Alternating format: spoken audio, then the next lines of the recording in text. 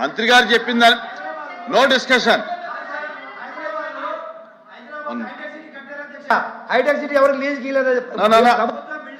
వినండి వినండి, ఇప్పుడు మంత్రి గారు చెప్పిన దాని మీద మీకు ఏదైనా క్లారిటీ కావాలంటే అడగండి. అధ్యక్ష ప్రజలకి నిజాలు తెలియాలి. ఏంటి కుదరదు? ప్రజలకు నిజాలు తెలియాలి అధ్యక్ష. అధ్యక్ష ప్లీజ్ ప్లీజ్ అధ్యక్ష అడిగారు అధ్యక్ష, నా టీసీఎస్ కి భూమి ఇవ్వకూడదా, కాగ్నిసెంట్ కి భూమి ఇవ్వకూడదా, మదర్సన్ కి భూమి ఇవ్వకూడదా, రహేజాకి భూమి ఇవ్వకూడదా, మంత్రి గారు ఏఎన్ఎస్ఆర్ అధ్యక్ష వీలే పిల్లేపించారు అధ్యక్ష. దీనిపైన కోర్టులో పిల్లేపిస్తారు, కోర్టు కూడా ముట్టుకాయలు వేసింది అధ్యక్ష. తెలుసుకోమని చెప్పండి దయచేసి.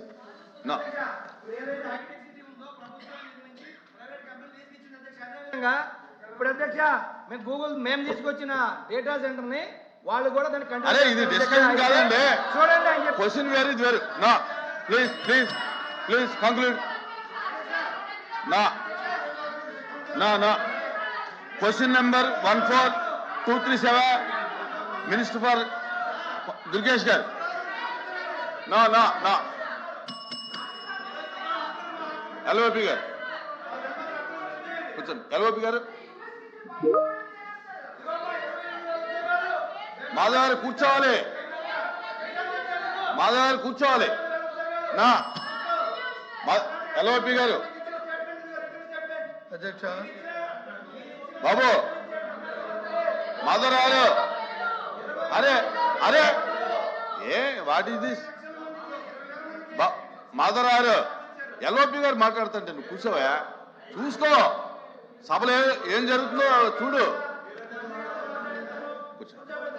అధ్యక్ష అధ్యక్ష ప్లీజ్ ప్లీజ్ ప్లీజ్ ప్రభుత్వం ప్లీజ్ ప్లీజ్ అమ్మా అమ్మా అమ్మా ఓకే ప్లీజ్. ఏంటమ్మా ఏంటిది? ప్లీజ్ ప్లీజ్ మాధవ్ గారు, కూర్చో మాధవ్ గారు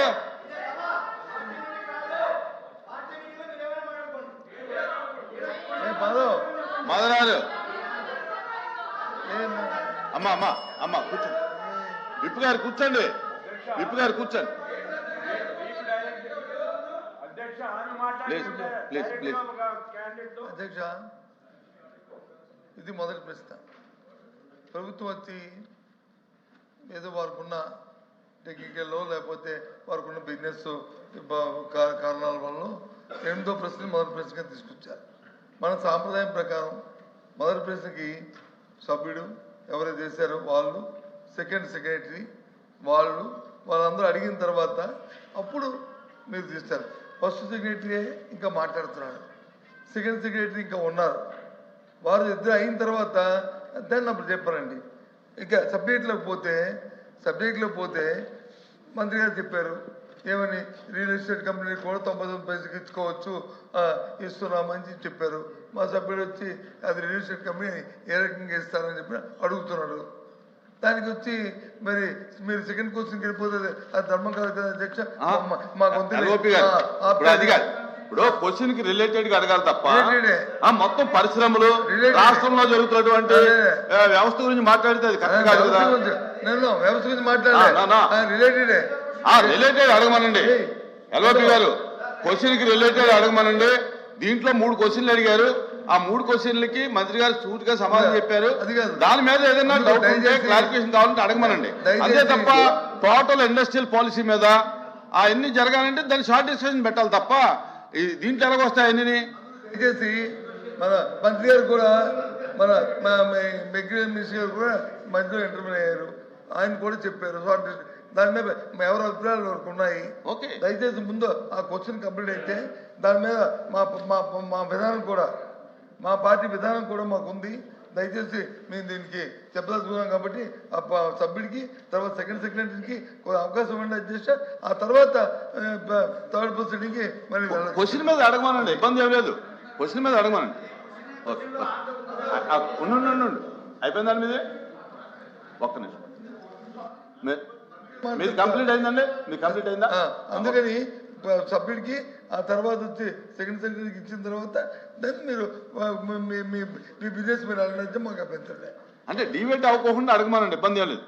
ఇప్పుడు ఎంతమంది సిగ్నేచర్స్ ఉంటే అంతమందికి ఇస్తాం, ఇబ్బంది ఏం కాదు. కానీ డిబేట్ అవుతుంటే సబ్జెక్ట్ డిబేట్ అయిపోతుందండి.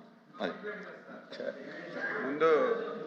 ముందు వాచ్ టైమింగ్ అది మార్చాలి అధ్యక్ష, టైం తప్పు ఉంది అది. తర్వాత నిన్నైతే బిఎస్సీ ఇప్పుడు ఇక్కడ కూడా బిఎస్సీ జరుగుతుంది. అయితే నిన్నైతే బిఎస్సీలో ఒక డెసిషన్ తీసుకున్నాం అధ్యక్ష. క్వశ్చన్ అవర్ అనేది కంపల్సరీగా 1 అవర్లో కంప్లీట్ చేయాలి. 1 అవర్ తర్వాత డిముట్టిబుల్ ఆన్సర్ అని చెప్పి ఒక నిర్ణయం తీసుకుని అన్నప్పుడు అన్ని క్వశ్చన్స్ రావాలి అధ్యక్ష. అందరికీ క్వశ్చన్ డిస్కస్ రావాలని వచ్చినప్పుడు మీకు అడగొద్దని అనడం లేదు.